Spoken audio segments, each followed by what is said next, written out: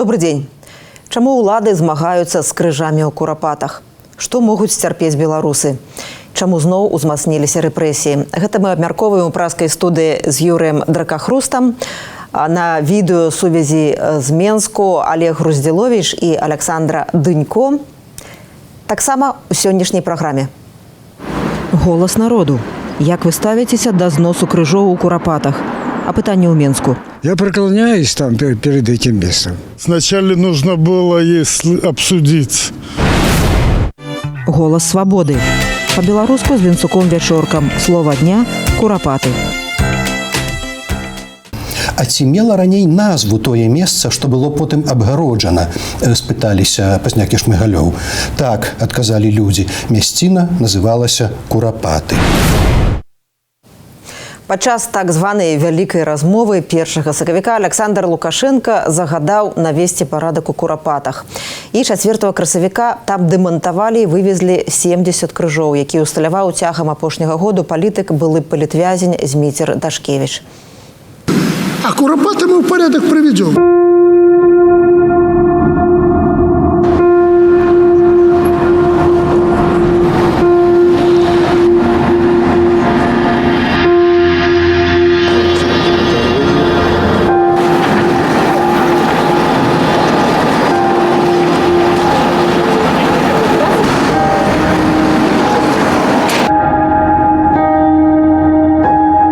И чтобы демонстрации вот с этими крестами по периметру тоже не было. Ну зачем вы повыставили там эти белые кресты? Вам что, церковь разрешила это делать? Ну это же демонстрация, а я против такой демонстрации.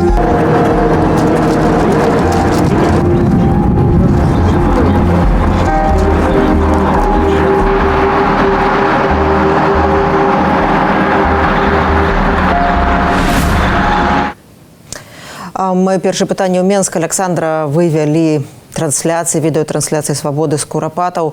От пытанне, якое ўжо больш за тыдзень гучыць ад самых розных людзей, як вернікаў, так і атэістаў. От як рука паднялася на крыж? Ну, ўсё ж так, агрэсіўны савецкі атэізм, гэта не ідэалогія сучаснай беларускай улады. Наадварот, яна вот робіць акцэнт на хрысціянскія каштоўнасці. Чаму ж тады зносілі крыжы? Ну, я думаю, что, конечно, відавочна, там улада хотела показать, что гэта наша земля, там будзе наш парадак, и мы будем вызначаць, якім менавіта чынам будзе ушанаваная памяць пра гэтае месца. Больш таго, конечно, цяпер афіцыйная ідэалогія, яна стараецца навязаць такое спрошчанае тлумачэнне тых падзеяў, якія там адбываліся, і замацаваць яго ў грамадскай свядомасці. Гэта такі вельмі спрактыкаваны механізм, ён адпрацоўваўся не раз. Можам згадаць, як вот цяпер адкрываўся нядаўна мемарыял у Трасцянцы, і там не тое, каб але не прыгаворваецца тое, што гэта было месцам Халакосту, што там загінулі тысячы габрэяў. Там гэта цяпер гэта афіцыйна ахвяры, бязвінна забітыя ахвяры вайны. Нешта падобнае можа адбыцца і ў курапатах, але калі задаецца пытанне, вот як паднялася рука на крыжы, то мне дзіўна, а чаму такое пытанне ўзнікае? Бо ўлада заўжды так дзейнічае. Мы можам згадаць, што зусім нядаўна на вайсковых могілках колькі было парушана, знішчана магіл, людзі прыходзілі у суды, абураныя тым, што былі знішчаныя пахаванні іхных продкаў. Была знішчана нават магіла святара, які служыў у царкве, якая размешчана на гэтых вайсковых могілках. І людзей, якіх гэта абурала, было не вельмі шмат. Гэта было дзесяткі актывістаў, і якраз такі гэтага было дастаткова, каб прыпыніць гэтае разбурэнне вайсковых могілак, прыпыніць знішчэнне гэтай гістарычнай тэрыторыі. І ў курапатах, мне здаецца, тут трэба быць сумленнымі перад сабой усёй грамадскасці. Не толькі ўлада разбурае там крыжы, не толькі ў яе паднялася рука, а шмат у каго не хапае сілаў, каб гэтую крыжы абараніць. І калі мы былі на малітве, першае, што кінулася ў вочы, так было шмат абурэння ў сацыяльных сетках. Так людзі, шчыра былі абураны. Здавалася, што там, сотні людзей мусяць сабрацца. Прыйшлі некалькі сотен людзей, прыйшлі людзі памаліцца, гэта былі людзі сапраўды шчырыя, але гэтага мала для таго, каб пераканаць уладу ў тым, што такія дзеянні недапушчальныя, што так рабіць нельга. Таму, калі мы кажам, што ўлады паднялася, не толькі ва ўлады паднялася, ва ўсіх нас паднялася, усім усё роўна.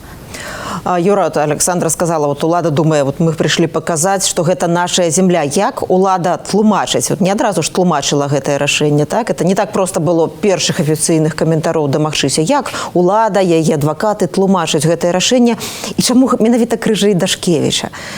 Ну, прессовая секретарка Александра Лукашенко, спадарня Эйсмонт, на пытанне сказала, ну, читайте президента, он же все сказал на этой великой размове.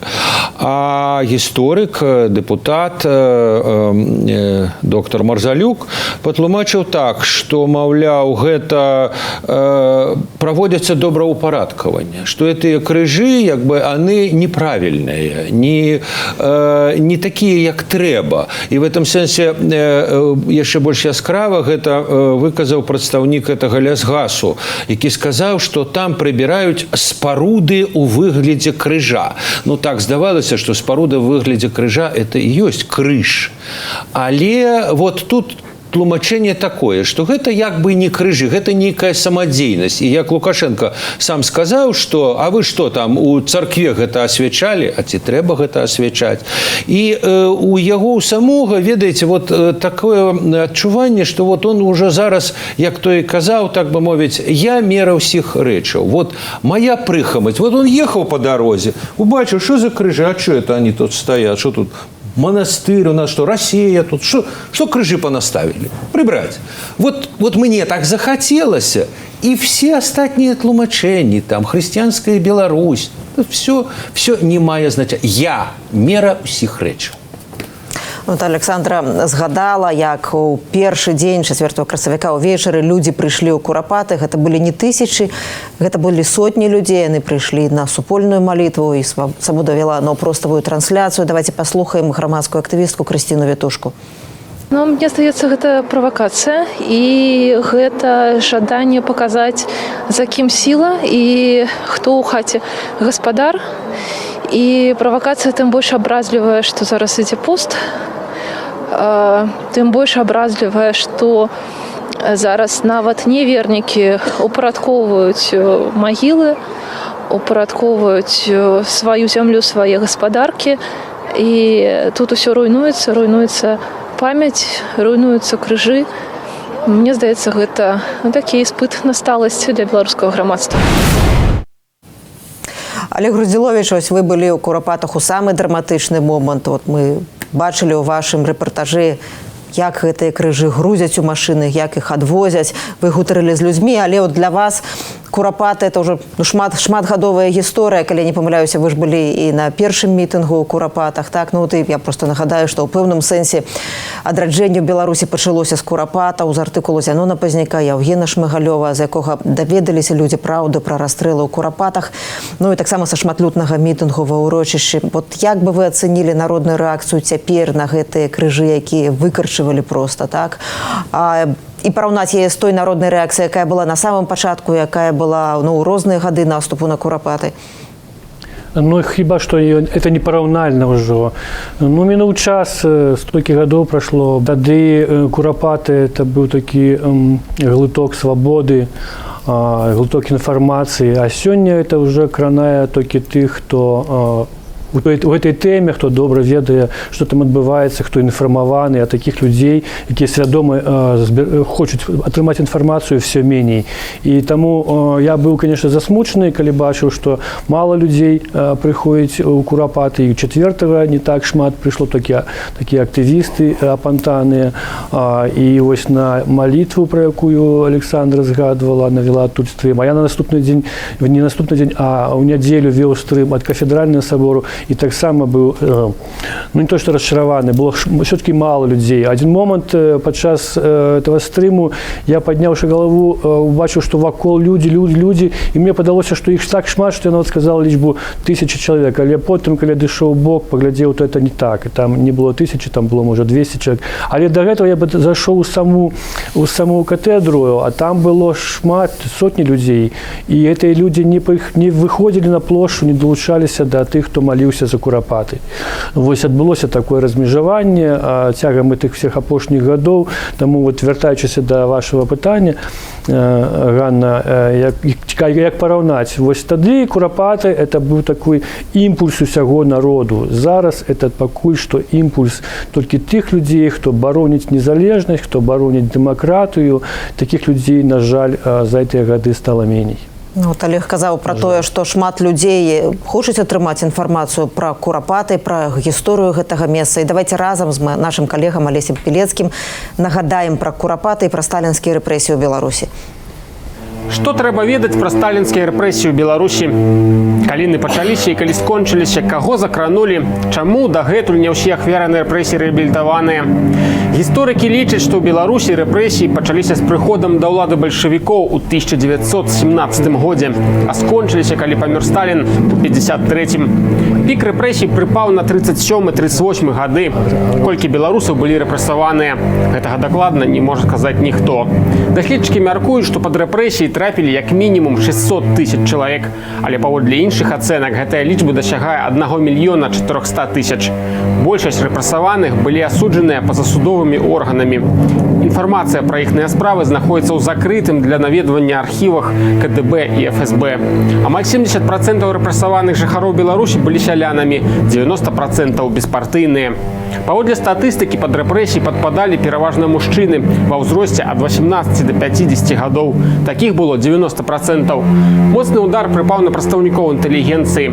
Толькі ў адну ноч з 29 на 30 кастрычніка 1937 году у сутарэннях турмы НКВД у Менску было расстраляна больш за 100 чалавек, 22 з якіх былі пісьменнікі. За амаль 600 літаратараў, якія друкаваліся ў беларускіх газетах і часопісах міжваеннага часу, рэпрэсавалі каля 450 чалавек. Гэта прыкладна 80% ад агульнай колькасці. Справы супраць прадстаўнікоў беларускай інтэлігенцыі часта аб'ядноўвалі. На пачатку 30-х гадоў розгалас меў працэс так званага Саюза вызвалення Беларусі. У ім асудзілі 86 чалавек. Тое, што справа СВБ была сфабрыкаваная, у КДБ БССР прызналі толькі ў чэрвені 1988 году. Апроч пісьменнікаў і паэтаў, ахвярамі палітычных рэпрэсій часта станавіліся медыкі, што прывяло да сапраўднага заняпаду сістэмы медыцынскага абслугоўвання ў краіне.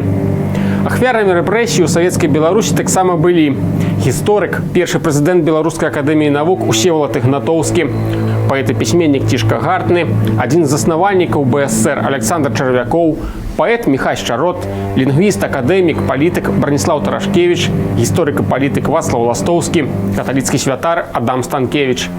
А што з рэабілітацыяй? Апраўданнем незаконна асуджаных амаль адразу пасля смерці Сталіна заняўся Вярхоўны суд БССР. У незалежнай Беларусі гэтым працягвае займацца Вярхоўны суд Рэспублікі Беларусь. Афіцыйна рэабілітавана каля 200 000 чалавек. Вот Александра Дэнько, грамадская актывістка, у інтэрв'ю «Свабодзе» на гэтым тыдні гаварыла пра тое, што вот адказы, чаму не так шмат людзей, адносна не шмат людзей у Курапатах, ляжаць якраз у гэтых Курапатах. Это страчаныя пакаленні, каб былі жывыя дзеці, внукі тых, хто быў там расстраляны. Цяпер бы вот такое з Курапатамі не адбывалася. Юра, вот, мы уже говорили про тое, што вот это збольшага цяпер рэакцыя апазіцыйна настроеных людзей. А якая рэакцыя інстытута ўлады, якая рэакцыя царквы, якая рэакцыя дэпутатаў, міністраў? Ну, реакция розная. Я уже сказал про реакцию прессовой сакратарки Лукашенки, депутата Марзалюка, але вот, например, церква, причем самая розная церква, выказалась адмоўна. Скажем, пратэстанцкая царква і каталіцкая царква выказаліся вельмі рэзка, але варта сказаць, што і праваслаўная царква, у тым ліку і як бы маскоўская патрыархія, ну, даволі ветліва, але выразна сказала, што, в прынцыпе, падымаць руку на крыжы, неважна ад таго, хто іх паставіў і на якіх падставах, гэта, ну, скажем так, не вельмі добра.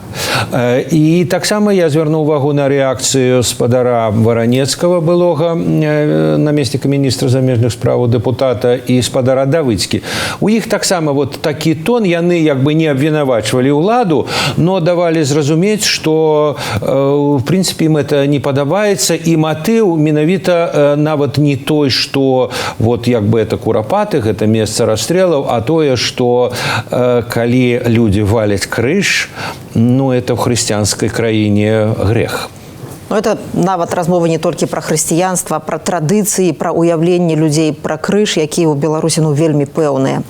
Як вы ставіцеся да зносу крыжоў у курапатах? Такое пытанне задалі журналісты «Свабоды» мінакам на менскіх вуліцах.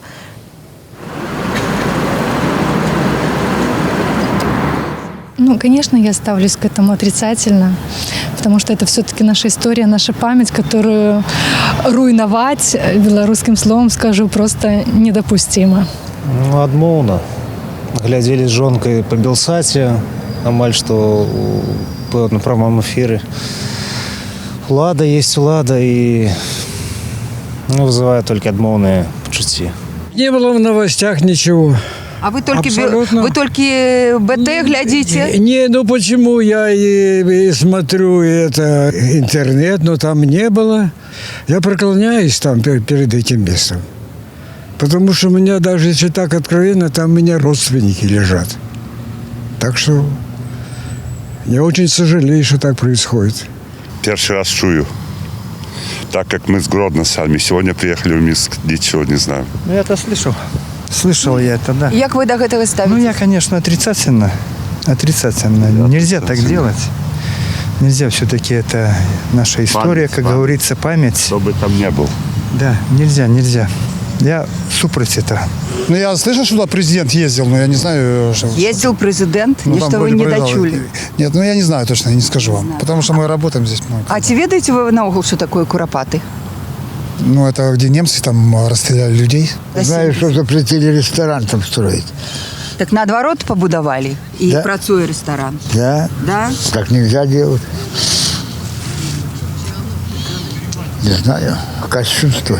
Просто кощунство. Отрицательно. Считаем, что должно быть было общественное мнение уточнить. Ситуация стала просто уже больше такой политической. Ну, в принципе, мне кажется, кресты и в связи с тем, что у нас такая нация христианская, ну, наверное, это все-таки, ну, не совсем хорошо, как для нации. Сначала нужно было обсудить со всеми, если хотят улучшения какого-то, а потом уже сносить. А это просто осквернение памятников со всеми вытекающими последствиями. Але прикрываются тем, что Лукашенко загадал.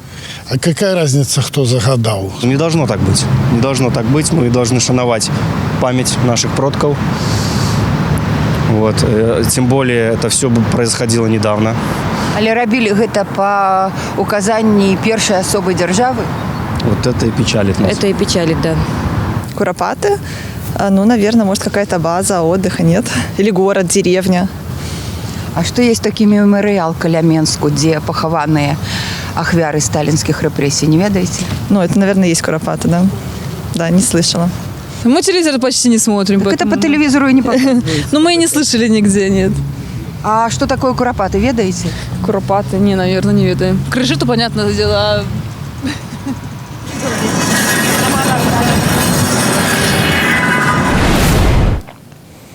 Ну, вось такое пытанне. Александра, на ваш погляд, а чыё меркаванне важнае для беларускай улады, для Александра Лукашэнкі? Вот калі шмат людзей на вуліцы, ну, ці цяпер вот, голас народу такі нешматлікі пра знос крыжоў, ці быў ён пачуты ўладай? Відавочна, што ўлада так часта выкарыстоўвае сілавыя метады, што сіла гэта адзінае, што сапраўды з'яўляецца для яе аргументаў.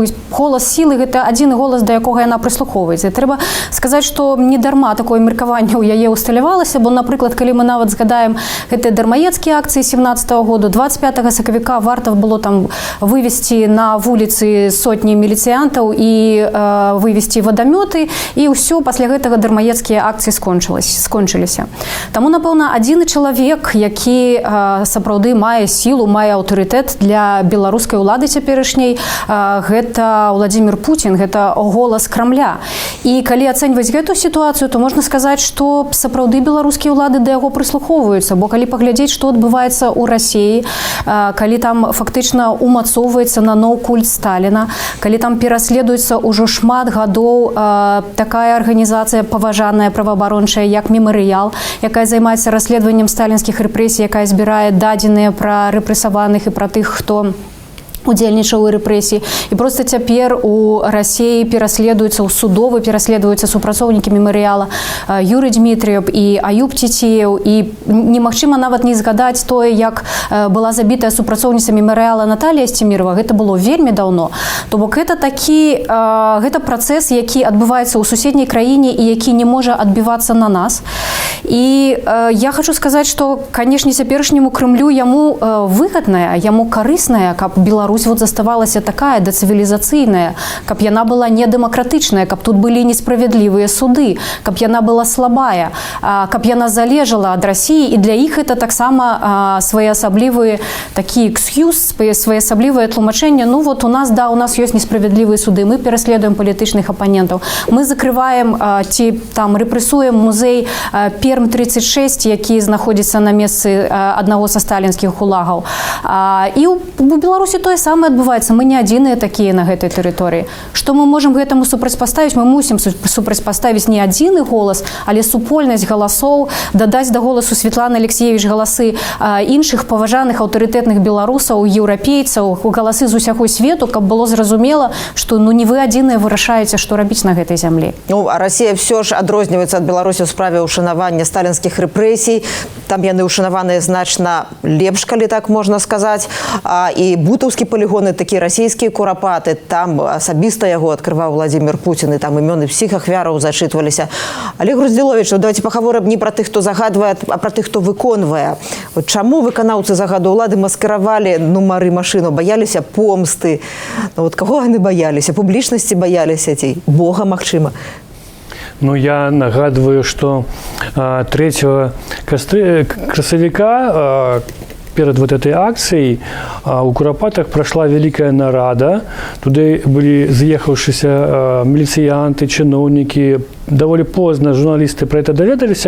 Просто у 4 годины начинается вахта каля ресторации. И тогда вот активисты поведомили, что тут мы назираем некую такую тусовку. Оказывается, это вот приезжали чиновники, милицианты, все продумывали, все на месте, как диагностировку робили. И вот я это звязываю с тем, что вот тогда подчас разговора великого, да, Лукашенко отдал загад фактично разбираться с Куропатами, але далей уже працавал вот этот механизм чиновничий. И они подумали, что хутчэй за все, коли он вось раптом не проедет, может по кольцевой, убачить, что ничего не сделано, то могут полететь головы и губернатора, и там и помощника по Минской области и так далее. Тому такая массовая была подрыхтовка, вот они все продумали, все забеспечили. И в принципе, вот так поглядеть с их боку, все произошло бездокорно. Пока журналисты приехали с камерами, уже нават больше кружов прибрали из этих полев. Одиное, что они не продумали, это свидчить про то, что все-таки это была вот, чиновницкая такая распрацоўка менавіта. Яны не забеспечили это все такими докладными комментариями. Да? Только праз день мы фактично атрымали некие пэўныя каментары, что это было доброўпатрыванне, там и то, и то. Вот. А вот першая полова дня абсолютно была такая пустэча. Вот было ўражанне, что ўлада сама не ведае, что центральная ўлада, галоўная, не ведае, что робяць эти чиновники. Ну вот тут у іх не спрацавала. На наступныя дні яны уже больш-менш так организованно комментовали. Да? А вот учора нават сказали, что и крыжи вернем, все будет нормально. Але вот все ж таки это больш чиновничая такая акция с под уплывом апошніх падзей, у тым ліку Шклове, калі взяли всех, поздымали. Вось менские чиновники вырашили, мы давай наперед сгуляем, каб, не дай бог, ничто не былося. Ну и тогда продумали и нумары, каб закрыть, каб заблытать журналистов, и очапили все это ленточкой бело-червоной такой будаўнічай. Ну, все было бездокорно продумано для того, каб был минимальный такой вось розгалас, каб все хутчэй зрабіць и немагчыма было уже отмотать обратно. Бо ранее все-таки такое бывало, что спынялись посередине и отматывали. Теперь этого не атрымалася. Мы уже пачалі гаварыць пра знішчэнне крыжоў у Курапатах у больш шырокім кантэксце. На гэтым тыдні следчы камітэт правёў ператрус у менскім офісе тэлеканалу «Белсат». Былі забраны кампутары, все як у справе Белта. І нагодай стала справа па клёпе. Адпаведную недакладную інфармацыю тэлеканал сам своечасова абверг, але працэс быў запущены. Вось як гэта выглядала. Вось выходят супрацоўнікі следчага камітэта. супрацоўнікі міліцыі, таксама, напэўна, была канфіскаваная тэхніка тэлеканала «Белсат». Вот Мікола Дзябёла.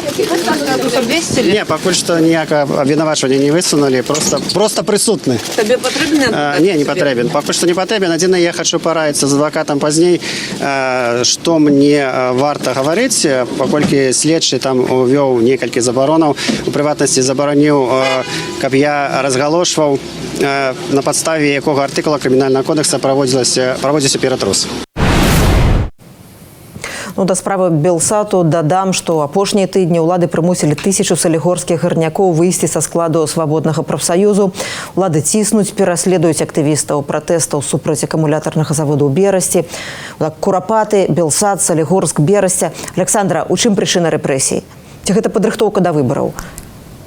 Я думаю, што самая відавочная прычына – гэта правядзенне еўрапейскіх гульняў, якія адбудуцца на пачатку лета. І гэта ізноў жа адпрацаваная схема, бо тое самае было ў 2014 годзе, калі тут праводзіўся чэмпіянат свету па хакеі, з'явілася вось гэтая схема прэвентыўных затрыманняў, тады 40 чалавек актывістаў, і нават тых, хто ўжо выйшаў з гэтай актывісцкай дзейнасці, затрымлівалі проста там на працы, недзе дома, і людзі адседзелі 10-15 сутак. Ну вот улада ж яна не можа прыдумаць штосьці новае. Тады гэтая схема спрацавала, ніхто за яе не быў пакараны. Ну вот цяпер сказалі штосьці прыдумаць пад еўрапейскія гульні, каб усё было ў парадку. Яны да гэтай самай схемы ўжо вярнуліся.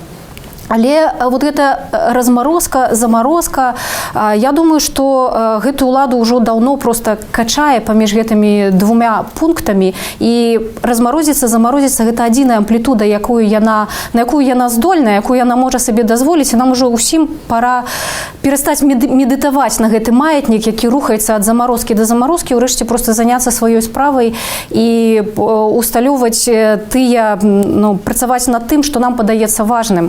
І думаць пра тое, што нам падаецца важным, а не сачыць за тым, у які момант улада ізноў захоча размарозіцца ці замарозіцца. Многія аналітыкі гавораць і пра тое, што гэта падрыхтоўка да будучых выбараў. Ну, хіба ж гэта першыя выбары, хіба ж ЦВК, склад змяніўся, інакш працуе. Навошта такія замарозкі, які раз ужо? Ну, для аўтарытарнай сістэмы в любым выпадку выбары – это выпрабаванне. А Бог яго ведае, як у свеце, што адбываецца, так сказаць. Все бачаць, што часам выбары прыводзяць да нечаканых вынікаў. Акрамя таго, выбары праходзяць на фоне вельмі складаных, вельмі вострых адносінаў паміж Беларусю і Расіяй. Вот на гэтым тыдні Лукашенко ўжо назваў палітыку Расіі адносна Беларусі санкцыямі. Маўляў, супраць вас санкцыі, а вы супраць нас вводите. И в этой ситуации такое отчувание, что есть такая идея, жадание заморозить. Заморозить все. Как за спиной стоял монолит. И в этом сенсе на те факты, какие вы перелічылі, Ганна, можна прывесці факт забарону акцыі «Бессмяротны полк» у гэтым годзе. Удар направо, удар налево. І гэтым забаронена, і гэтым забаронена. Павінна, як я сказаў, один чалавек все вызначае. І любыя варушэнні ніжэй яго, яны кепскія незалежна ад таго, яны за Расію, за Европу, там, неважна. Нічога самастойнага. Нават на тле этого такого крызіса ў беларуска-расійскіх адносінах, нават на гэтым тле все гэта працягвае рабіцца. Да. Што сэнс такой, не трэба мне, так сказаць, вашай падтрымкі. Я сам з рускімі разберуся. Я буду з імі разбірацца. Вот такое у яго пасланне. І тое, пра што сказала Александра, это дзеянне ківача, маятніка. Развівалась сітуацыя, была некая лібералізацыя, над якой многие смеялись, сказали, да, это лухтание, нема ніякай лібералізацыі. А для ўлады была, распустились, трэба навесці парадак. Парадак і наводят. Ад Курапат до Берасця, до Салігорска.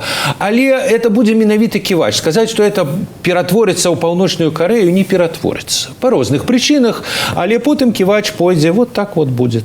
І оно хутчэй за ўсё і далей. Курапаты – не адзінае месца ў Беларусі, дзе ляжаць ахвяры камуністычнага тэрору. Пра назвы гэтых мясцінаў – Курапаты, Хайсы, Цагельня, мовазнаўца свабоды Вінцук Вячорка.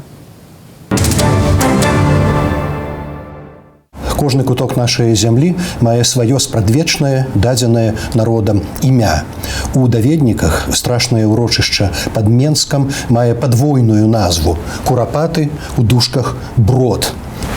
Зянон Пазняк і Яўген Шмыгалёў, першыя даследнікі курапатаў як могільніка ахвяраў камунізму, распытвалі мясцовых жыхароў і пра мікратапонімы, мясцовыя назвы. Цытую: «Мясціна ля Заслаўскай дарогі звалася Брод. Тут непадалёк было некалі балота. А ці мела раней назву тое месца, што было потым абгароджана?» – спыталіся Пазняк і Шмыгалёў. «Так», – адказалі людзі, – «мясціна называлася Курапаты». Іншыя апытанні пацвярджаюць. Курапатамі тутэйшыя жыхары называлі прылеглую да лесу з паўночна-ўсходняга боку горку, якая з цягам часу таксама парасла дрэвамі. Сведчыць спытаная Маратам Гаравым Лідзія Крывіцкая. Цытую: «Дзесьці ўжо пасля вайны, калі мне было гадоў 11, мы часцяком з іншымі школьнікамі бралі на стайні вялікія санкі пакатацца з высокага лысага ўзгорку, што быў падобны да падковы і між дзецьмі зваўся Карпаты». Зянон Пазняк меў падставу прапанаваць для некропалю асноўную назву Курапаты, не Брод, бо і на горцы Курапаты ёсць яміны, западзіны, і межы так званага спецаб'екту НКВД не супадаюць з гістарычным урочышчам Брод. Слова «курапаты», як патлумачылі Пазняку і Шмыгалёву інфарматары ў 1980-е гады, азначала белыя веснавыя кветкі. Пазняк перапытаў, ці гэта кураслеп. Мясцовыя пацвердзілі. Вобраз белых кветак, якія вечнаю сілаю прыроды сведчаць пра вясну, але распускаюцца на крыві, уражвае. Спявае Сяржук Сокалаў-Воюш. Курапаты – гэта кветачкі, пралескі. Крый нас, Божа, калі гэта толькі кветкі. Так слова «курапаты» у значэнні кветак увайшло ў нашу літаратурную традыцыю. Разам з тым, важна тапанімічна дакладна даследаваць кожную з назваў беларускіх некропаляў ахвяраў савецкіх рэпрэсіяў. Назва дзікай птушкі «курапата» вядомая бадай што усім беларускім гаворкам, а некаторыя ведаюць яе варыянт «Карпата» на Сенненшчыне, на паўночным усходзе, прыкладам. Аднак пакуль мне не ўдалося знайсці пацверджанняў, каб якія-небудзь расліны ў беларускіх дыялектах называліся курапаты. Віды раслін кветак роду анемоне завуцца кураслеп, белыя кураслеп дуброўны ці гаёвы, таксама бытуюць назвы казадрозд белы, белая пралеска, канапелька, кураслёп, слепят, апошнія акурат на Меншчыне. Варыянты назвы гары Курапаты ці Карпаты, відаць, хутчэй сведчаць пра яе паходжанне ад назвы птушкі. Што ж, і веснавая кветка, і бяскрыўдная птушка, вобразы моцныя і трагічна-метафарычныя. Пад Віцебскам у лесе паміж вёскамі Хайсы і Дрыколля актывісты знайшлі парэшткі людзей з тымі самымі прыкметамі, што і ў Курапатах. Ёсць і сведчанні мясцовых жыхароў, якія пацвярджаюць, што гэта ахвяры сталінскіх рэпрэсіяў. Улады прадказальна гэта актыўна адмаўляюць. Вось жа для тае мясціны была падабраная назва менавіта паводле вёскі Хайсы. Гэтае імя унікальнае і запамінальнае. Зазначу, што яно цюрскага паходжання. Першапасяленцы мелі прозвішча ці імянушку Хайса, зафіксаваныя першы раз ажно ў 1717 годзе, і хутчэй за ўсё яны былі беларускімі татарамі. Хайсіет па-турэцку годнасць. А пад ігуменам, цяпер чэрвенем, гэта урочышча Цагельня, пад Воршай Кабыляцкая гара. Правільна, што гомельскія шанавальнікі памяці замест сухой назвы 9 кіламетр Чарнігаўскай шашы знайшлі і пачалі ўжываць народныя мікратапонімы: Шчакатоўскі лес, урочышча Тры слупы. Запамінальныя і вобразныя тапонімы самі па сабе помнікі гісторыі, але яны, на жаль, набылі і новую ролю ідэнтыфікацыі мясцовых некропаляў ахвяраў камунізму. Народ, які забывае сваю гісторыю, рызыкуе паўтарыць яе. Такі кантэкст тых падзеяў, пра якія мы разам з Юрыем Дракахрустам, Александрай Дынько і Олегам Груздзіловічам у Менску думалі, спрачаліся, шукалі адказы разам.